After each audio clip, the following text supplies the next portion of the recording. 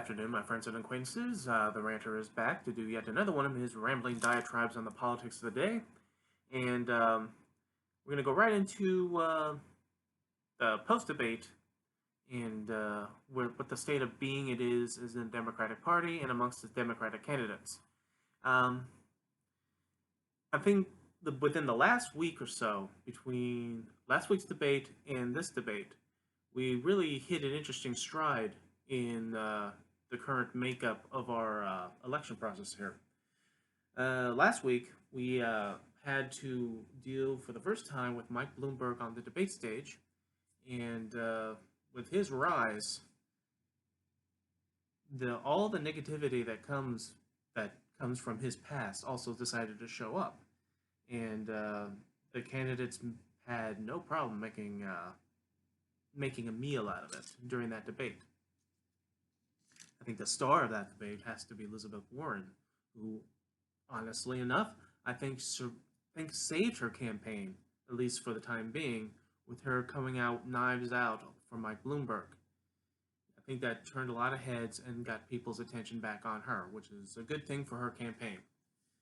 And I am not someone who is sad at the prospects of Mike Bloomberg getting a little bit of comeuppance on this. I was never a fan of him running for president, and him essentially buying his way into the nomination, or attempting to, that he doesn't have to do the legwork that the other candidates do, that he can just get himself onto a debate stage and then do an abysmal performance in that first debate of his. Admittedly, he did a lot better, and he was able to withstand the questioning and the pummeling you got on this past debate. But nonetheless, for someone like him, who just assumes that, I have money and I have position, so therefore I'm just going to run for president, and I'm just going to bypass what the other candidates are doing to get my message out, because all he does is ads. Now, admittedly, these are good ads. He definitely does the bulk of his massive fortune into putting out quality ads. I mean, clearly more money than Donald Trump has. But ads is not going to get you to the finish line alone. And him not doing the same work as the other people doing does leave a sour taste in the mouth. I mean, hell, Tom Steyer, another billionaire who's in this race, actually does the legwork. He actually goes out and he actually meets with voters and is doing the standard thing in this. And you have to admit it, that in 2016, Donald Trump did that too. Donald Trump was there from the beginning on up. He enjoyed the rallies, he enjoyed going out there, and he influenced people to go onto his side that way. And even someone as ardent against Donald Trump as I am, you have to acknowledge that. So Mike Bloomberg is doing far worse in a campaign way as Donald Trump did and is. So kudos to Donald Trump to actually doing what should be being done in a presidential campaign, and Mike Bloomberg is not. And then we, for anyone who does not know Mike Bloomberg, like people who are outside of New York, and they hear all the horrible shit that he's said and done,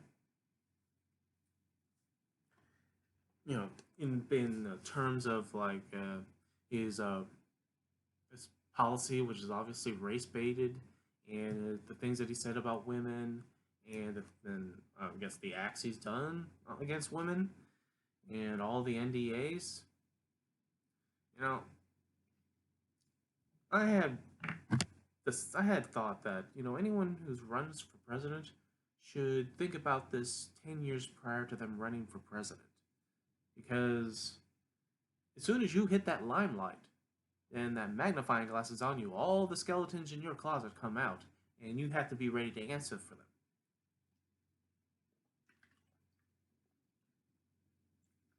And when you see people who are running for president, they're getting caught flat-footed on some question of their past, then they're not ready for prime time.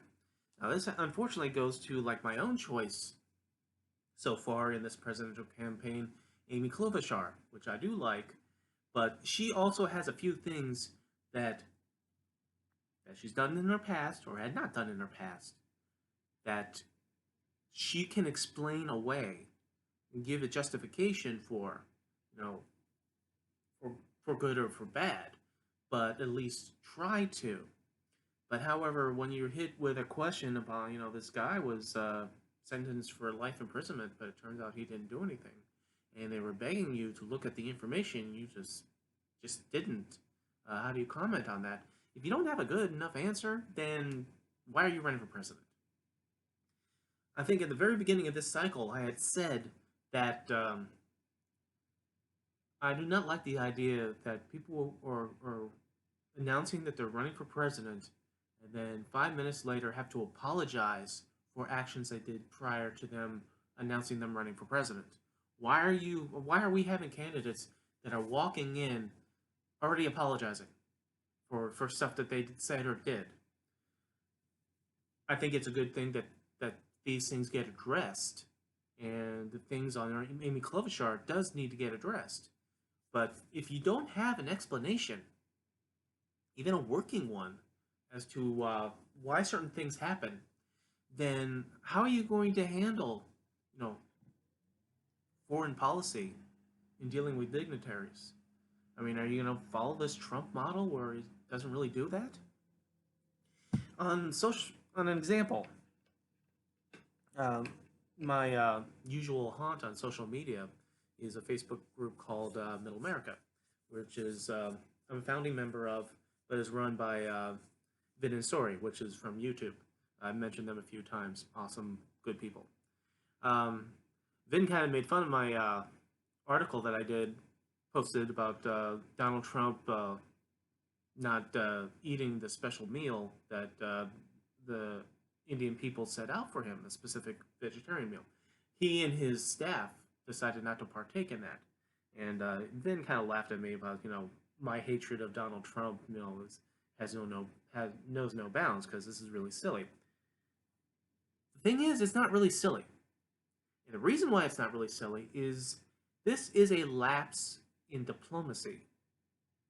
Now, if you're president of the United States and you're in a foreign country, and that foreign country decides that it's going to put out a spread for you, specifically for you, to emphasize not only their culture and their appreciation of you being there, but to show that, it gives a nice little photo op upon this world leader coming and partake of the foods that this culture eats. And he chooses not to do so. And his staff chooses not to do so. That's kind of a slap in the face. I mean, this is not, this is not throwing racial slurs or him eating a burger in front of them, since the population considers the cow sacred. But nonetheless, if you're president of the United States, you take a little nibble. You could take a little nibble for the photo. And he didn't want to do that. He didn't want to do any of that. See, that's it's not a major insult, so I can get why people would think it's silly. Nonetheless, it is a basic premise of being a world leader that that when you're in a host country, you at least not think about just yourself and what your little tum-tum that doesn't like. You have to not only represent yourself with Mr. Self-Absorption King Trump, but you're also representing the United States, and the representative of the United States just says, I don't want to eat any of the nonsense you eat. No. So yeah, it's silly, but it's not really silly. It's one of these no-brainer type things that he does not do. And if you were president, you would do it. I would do it. I don't like any. I don't like most food, despite my size. But I might have a difficulty of it later. But when it's in front of the cameras and you're representing a country going to another country, and they present a spread for you to offer appreciation of you being there, then you take a bite out of respect. But this is an example of him not having respect, so there you go. Let's to segue this all the way back to what I was speaking about, that if Amy Klobuchar cannot answer the questions that comes to her, then she's not ready for prime time. Now, this might not be her time to do so. Now, Amy is relatively young. Like, a lot of the candidates that came and went, they're relatively young. They can have another bite at the apple in 4 years. And this can be the learning experience of, like, get your shit together. And then you can come back. And it also be a good idea for her and certain other people like Pete Buttigieg or Beto O'Rourke when he was still in the running, or Cory Booker, to become more of a national name. Because one of the things that is keeping Biden in the race, that's keeping Bernie Sanders not only in the race but at the top of the heap, is being a national name. People know them. And unfortunately, Amy Klobuchar, no matter how many times that she says that she's from the Midwest, she's not nationally known yet. So that is stuff they can work on. And from segueing from Amy Klobuchar back to Mike Bloomberg, even though Mike Bloomberg is a little bit more well known, he's not showing that he's ready for prime time either. It looks like that he couldn't stand being amongst these other people who were criticizing him. He's a rich guy. He doesn't stand for criticism. But you have to do that if you're going to be running for president and if you're going to be president. But that was from the last week's debate, so it was all knives out on Mike Bloomberg. We get up here to we're a week away from Super Tuesday, and we already hit the Nevada primary, which Bernie Sanders clearly won. And that's when the negativity comes out for Bernie Sanders. Before we get into that,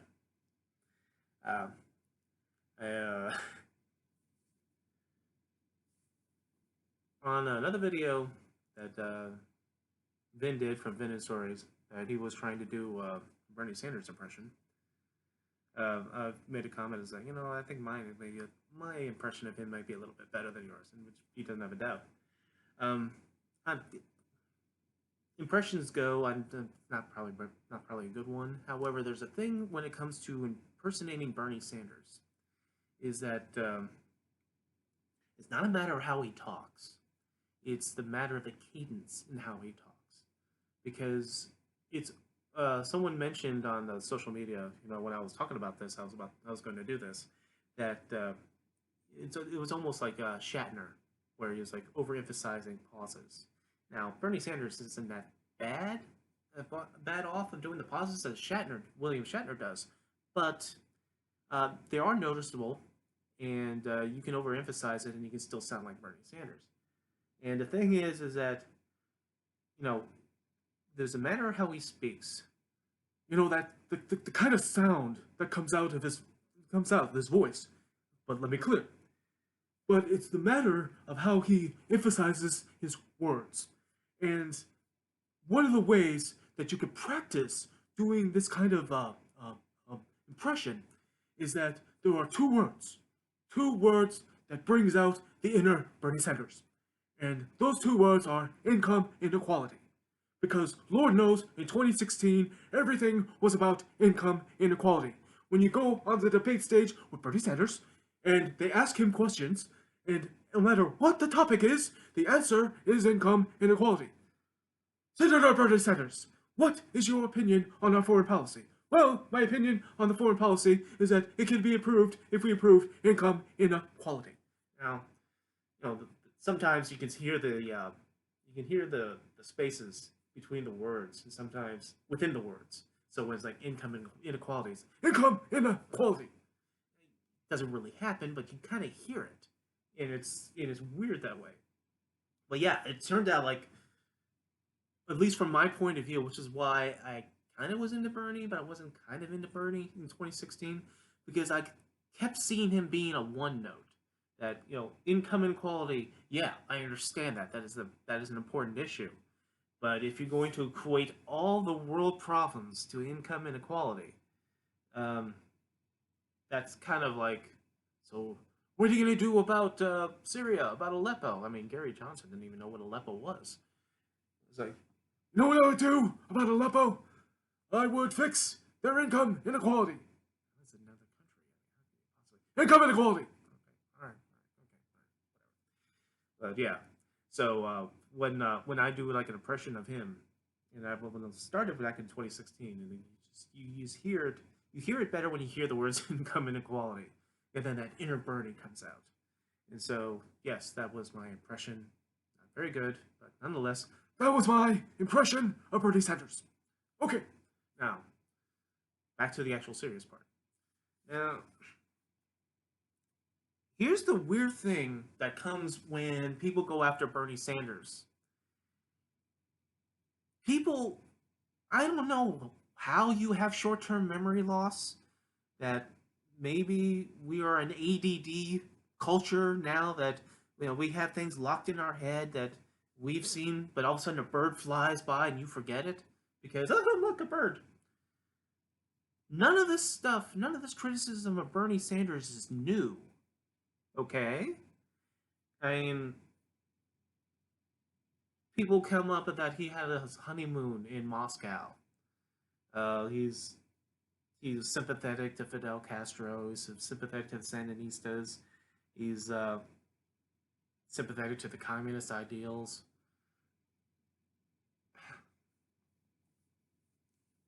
People will question, his praising of Fidel Castro in terms of the healthcare and education, and they're not putting in the nuance of the contrast. I posted a few times that Barack Obama also did this praise to Fidel Castro, but he couched the praise in the same breath of saying that he's still a brutal dictator, that he has caused death and terror to his own people, and made people flee in Cuba. But the point from Bernie Sanders' point of view is that if you don't acknowledge those certain aspects that could be considered good, then you can't understand the inner workings of how a dictator not only comes into power and maintains power, it maintains power with a populace that could still be downtrodden because of him. I mean, it's an easy premise to go that all these type of dictators, from Hitler, from Napoleon, from Idi Amin to Pol Pot, any of these people who gains autocratic power, but is also brutal, and yet still have a population that backs them. It's important to understand why that is. I mean, you get people like Kim Jong Un and his father, the family line, basically. They have such a stranglehold on North Korea because they control the education, they control the communication, so generations would go by knowing only what is being told to them by their dear leader. So you garner that loyalty because you don't know any better, because they've controlled the information around it. And half the stuff that, let's say, Adolf Hitler did, he could not have done without having popular support. And to do what it needed to be done in order to get popular support, to demonize the other, right?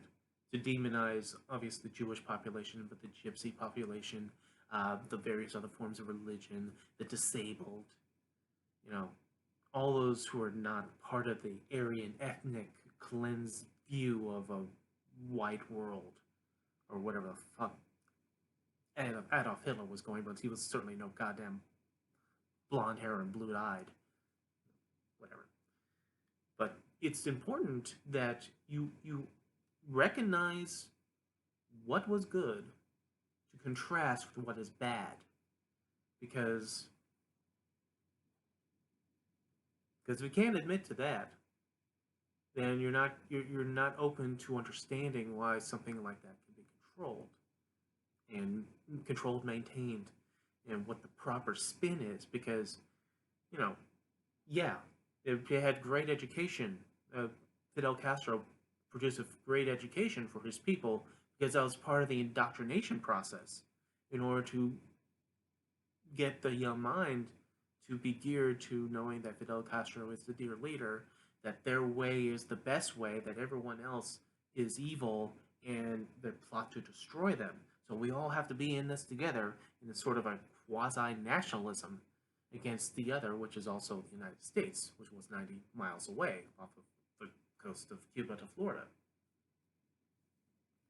So yeah, you can mention it as long as you have the nuance to explain it. You know, he had a great education system, and his education system had to be great in order to indoctrinate his people.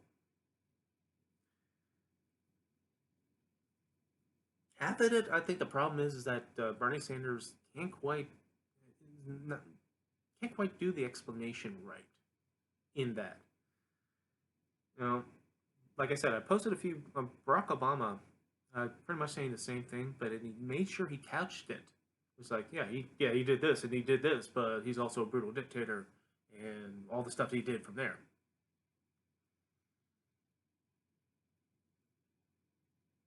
But it's an interesting thing where people forget of uh, past things that Bernie Sanders said and done because none of these are secret. These are not things that are hidden in some little closet somewhere, and this has just been you know dug up and it's a revelation. This was in the barrel in 2016 that if Bernie Sanders got himself over Hillary Clinton, all this shit would have been up. All this shit would have been talked about. I remember some of this being brought up in 2016, and people are like clutching their pearls now. I mean, come on, guys. We've noticed the the kind of a crusade going on in certain medias like MSN and so forth that that kind of veiled, but it's not kind of veiled. Where like show after show after show, showrunner and panel will talk about the fears of what would be like if Bernie Sanders was president of the United States, or if he was at least a nominee. First, they think Donald Trump would trump him, just stomp on him, which I don't know if that's true or not. I think that's a little projection. Um, then they go, even if is president, then he can't do what he can't do what he really wants to do, so he's going to be really frustrated, and all his policies are going to be out of whack and far left and socialist, and no one wants to do them. Well, then you just answered your own fearful question, right? Because that's another thing. Is just I don't understand how people just don't do civics anymore. People are worried that Bernie Sanders becomes president of the United States, this democratic socialist. That that as soon as you see the word socialist, you flash back to Red Square and the Red Threat and the Cold War, and you don't want any of that. You forget that Bernie Sanders is just one guy. And if he was really going to be amping up a socialist propaganda point of view here, he's not going to get anything he wants done because he's only one guy. And even as President of the United States, in order to make any stark changes, you have to have not only influence over the Congress and the Senate, you have to have influence over the courts. And this country, for better or worse, doesn't seem like it lately, but for better or worse, this country ran for over 200 plus years on the concept of compromise. Because from those original 13 colonies to where we are now, as Americans, we are all different people from different points of view, different political ideologies. So, what I may want to go through my Congress and my Senate to be signed by my president to be put out as law for my country can be completely different from what other people would want, right? But we do not, or we used to, don't lock ourselves into our little stalemate because we understand the concept of compromise. So I might not get everything I want. You might not get everything you want. But we get a little bit here, we get a little bit there, we shake our hands, we do 2 steps forward. And that's progress. And one of the reasons why I wasn't all that gung ho on a lot of these far left policies, let's say, like Medicare for all and all this other stuff. It's not that I was against them per se. I do believe these are worthy goals. The thing is that I understand that you can't go from like a position where we're at with Donald Trump and the Republican control of the Senate and the 42 or so percent of people that actually buys Donald Trump and support Donald Trump. You can't go from that and go completely far left. You can't. Because what you are wanting in a quick pace at it scares the shit out of people that don't want it. That would feel like it's a governmental takeover. That would fear the socialism. It requires compromise to go from the right here, which the angle is, from right here all the way over there. We have to have these increments to get us from there to there to there to there to there, so that once we hit the far left will no longer be far left because we've compromised from where we're at a center right nation to compromises. Oh, this is not so bad. This is not so bad. This is not so bad.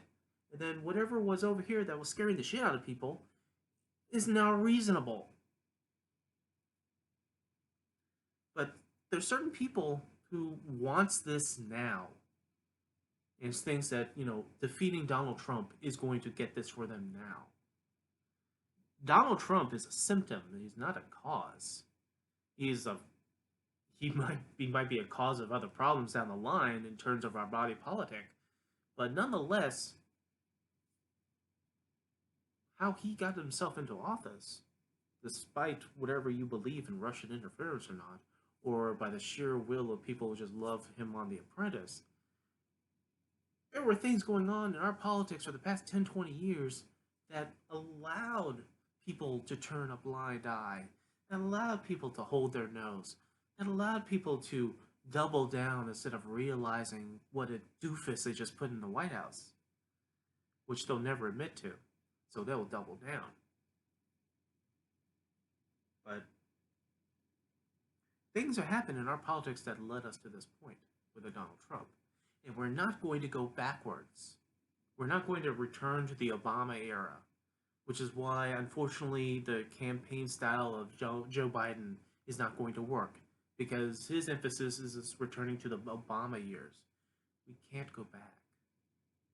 Like anything that happens in progress, good or bad, we cannot regress backwards. So instead of trying to go backwards from Donald Trump, we should try to progress beyond Donald Trump. Use Donald Trump as the example of what not to do and what to fight against. I mean, civility alone would be nice. But all this stuff comes out upon Bernie Sanders. They're not surprises. They're not expose revelations here.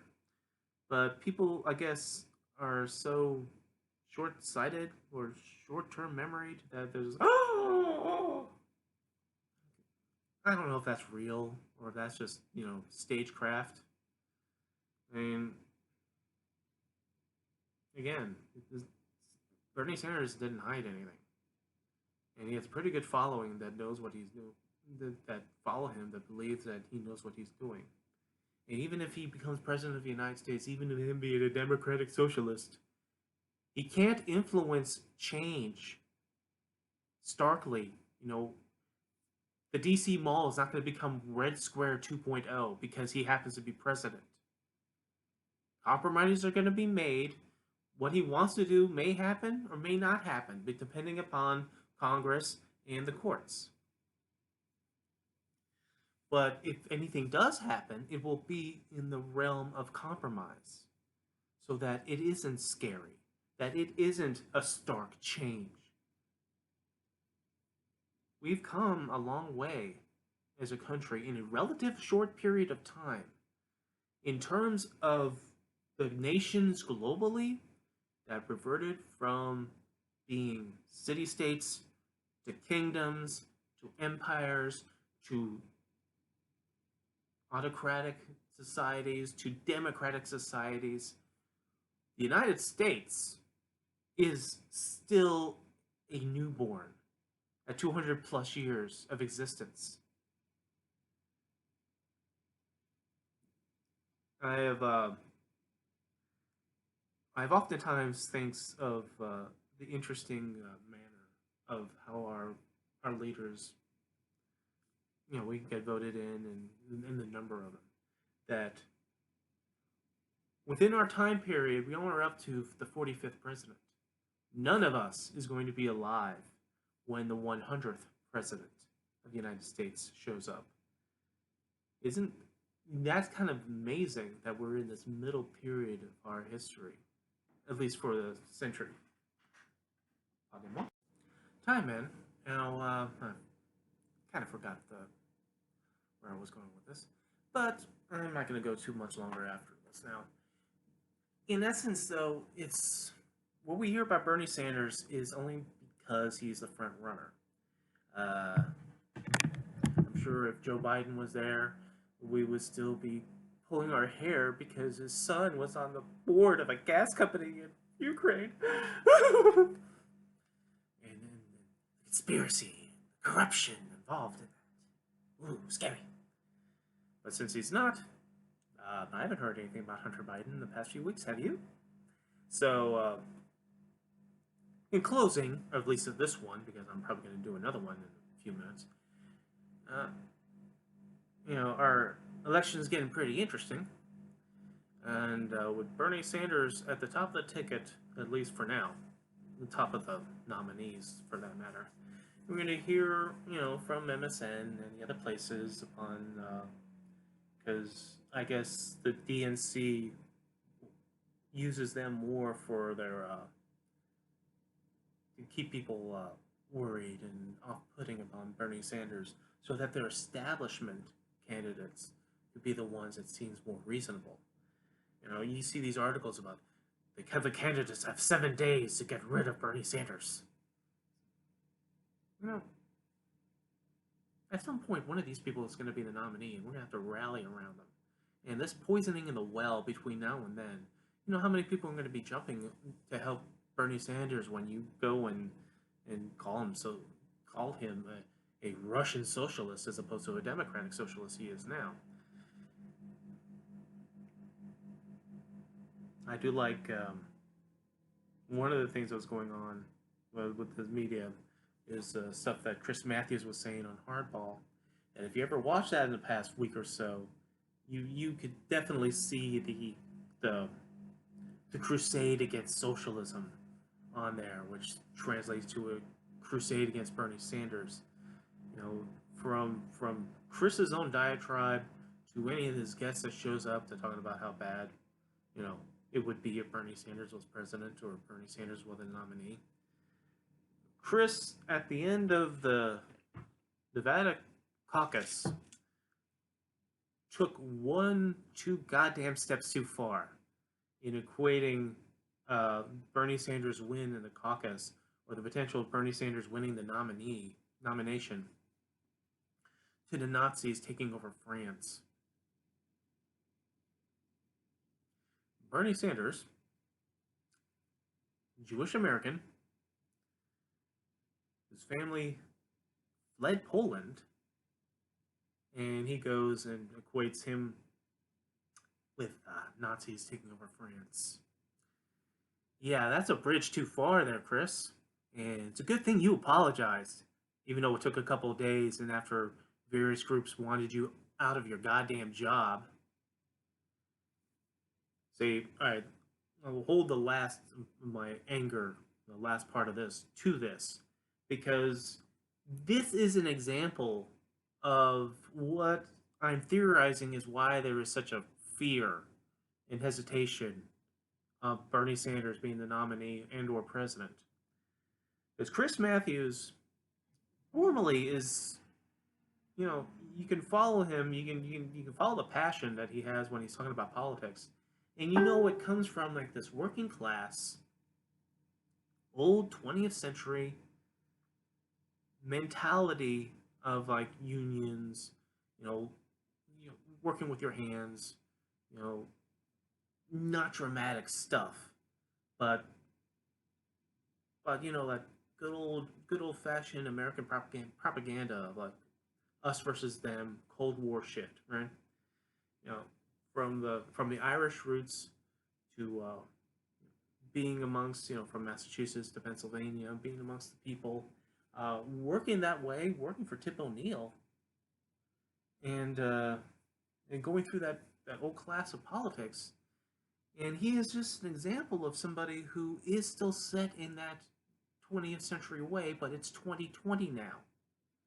And Bernie Sanders, I'm sorry, is not this demagogued socialist that deserves the House of Un-Americans activities.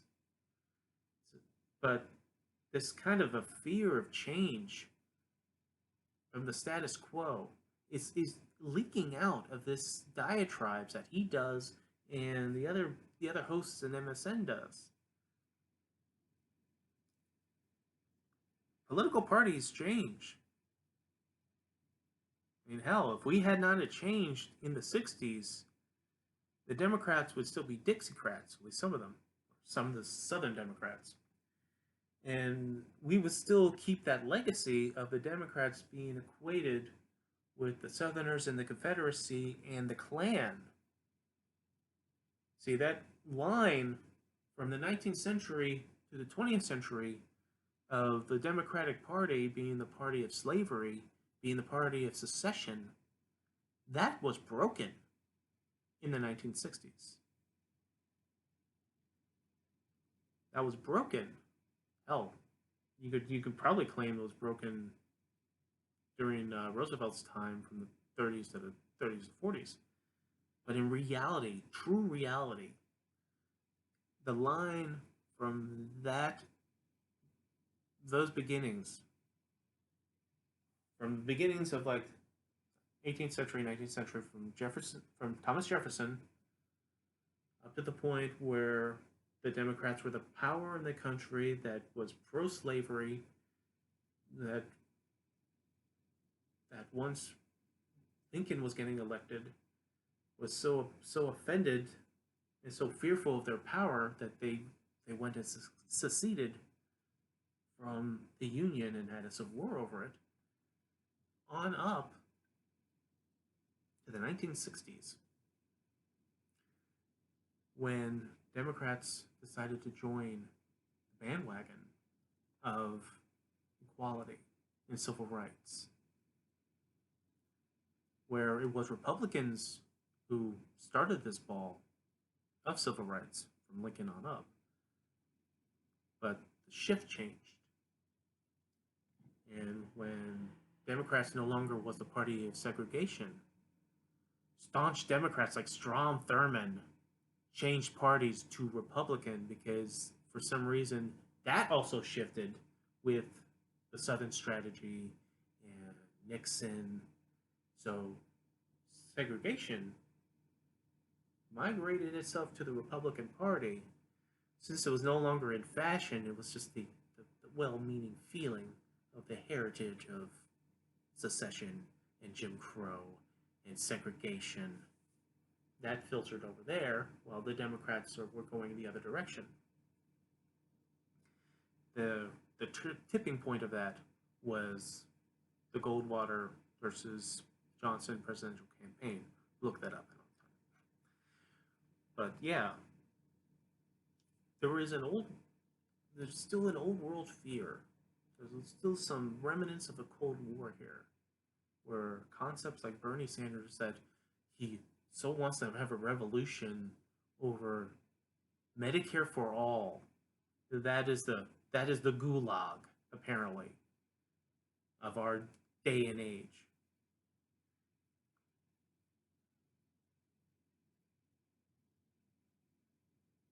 And it's what people are trying to like still perpetuate after all this time.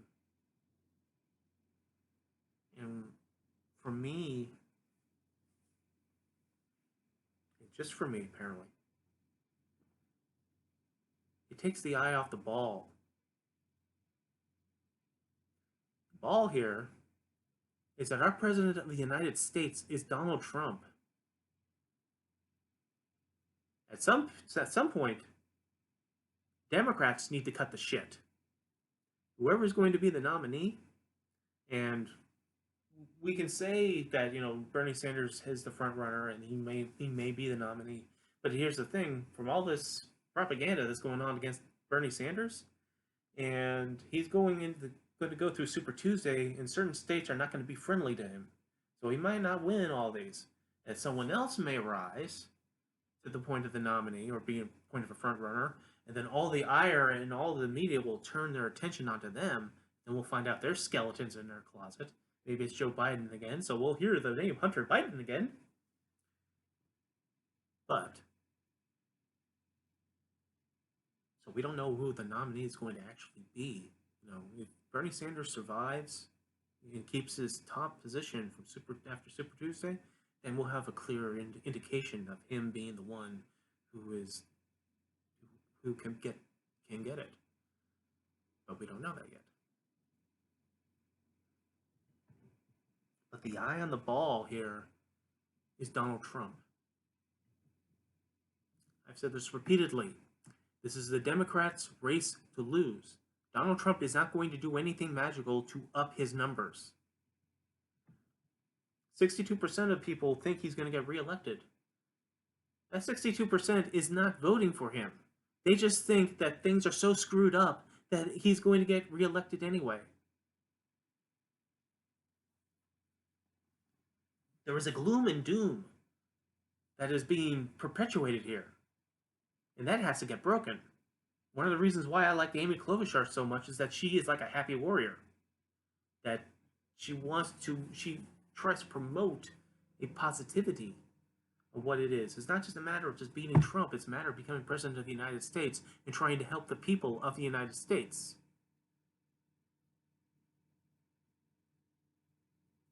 And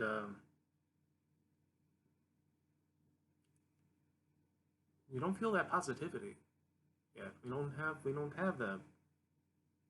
the one yet that we're going to rally around. And if it's Bernie Sanders, then God bless. Like I said, I'm planning on supporting anybody who gets a nominee. But I did make a caveat. I'll support anybody. If Tulsi Gabbard managed to rise in the ranks and she gets out of being blacklisted from the media, then I would support her if she became the nom. But I won't support Mike Bloomberg. That's the one. That's the one that I will refuse. Because even in the face of it being Donald Trump, I won't support him either. And I'm not going to support a third party which would give him a vote on the margins. But Mike Bloomberg was trying to buy his way into the nomination, bought his way onto the debate stage. He does not put the legwork in. He has too much skeletons in his closet that he thinks that what he does doesn't matter because he is rich, and the people around him that he talks about stop and frisk with are rich, that makes fun of farmers. Says, yeah, I could dig a hole. Yeah, I'm a farmer. That is elite bullshit. You can get away with talking elitist bullshit when you're amongst your elitist bullshit friends. But the rest of the country, we don't buy that shit. And unless there's a class of people out there that thinks that a billionaire is a savior, like some like people would think of Donald Trump, well, he's going to save the economy because he's a millionaire, he'll know.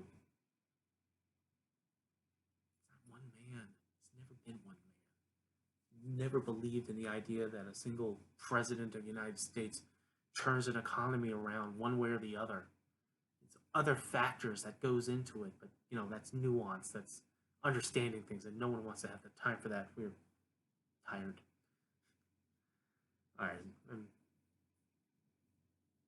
Alright, this is it for now. I'm going to probably do another one in a bit. But the Ranter rants because he deserves to rant is always rising. And if Democrats don't cut the shit, then all that's left of us is going to be here ranting. Because when Donald Trump gets reelected for another 4 years, I'm not going to be running away. I'm not declaring that I'm going to leave the country. I'm going to stay in the trenches. I'm going to stay and I'm going to point out all the reasons why he's unqualified and disqualified as President of the United States. No matter if I'm the only one shouting into the wind, I will still be here. Alright guys, I'll see you later.